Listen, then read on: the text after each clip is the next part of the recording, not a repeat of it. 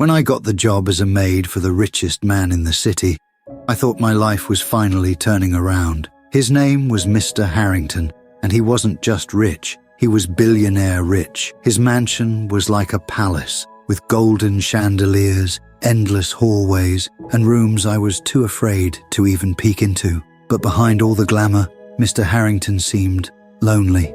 On my first day, I was so nervous I could barely hold the cleaning supplies. His butler, Henry, gave me a tour of the mansion, and I couldn't believe my eyes. There was a pool indoors, a library bigger than my old school, and a collection of cars that probably cost more than my entire neighborhood.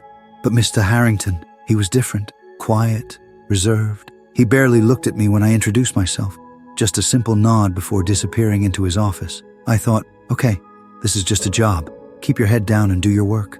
But I was wrong, so wrong. One day while cleaning his private study, I noticed a picture frame on his desk. It was an old photograph of a little girl and her mother. The little girl looked just like me. Same dark curls, same dimples. I couldn't stop staring at it. Why was my face in his picture? Before I could process it, I heard footsteps. I panicked and tried to return the frame, but it slipped from my hands. The glass shattered just as Mr. Harrington walked in. He froze, staring at me. I thought he was going to fire me, but instead, he said something I'll never forget. "You have no idea who you really are, do you?" That's when he told me everything. Years ago, he was engaged to my mother, but their relationship ended abruptly. She left him without explanation and disappeared. He searched for her for years, but she never came back. What he didn't know was that she was pregnant with me. He said, "When you walked into this house, I thought I was seeing a ghost. You look exactly like her." I was speechless. My mother had passed away years ago, and she never told me anything about him. Then he dropped the real bombshell. He wanted to make me his heir. "I have no children, no family. Everything I've built, it's all yours if you want it," he said. I couldn't believe it. I was a maid. I knew nothing about running companies or handling billions of dollars, but it wasn't that simple. His board of directors hated the idea.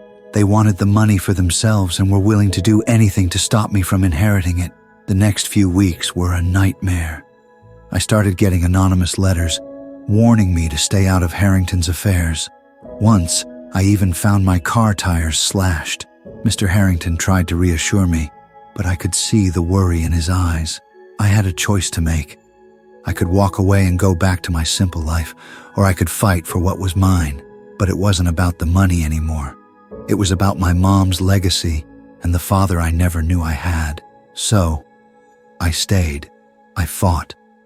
I learned everything I could about his business, his life, and his world. It wasn't easy, but with Mr. Harrington by my side, I discovered a strength I never knew I had. And when the dust settled, I wasn't just a maid anymore. I was family. Money doesn't make a family. Love does.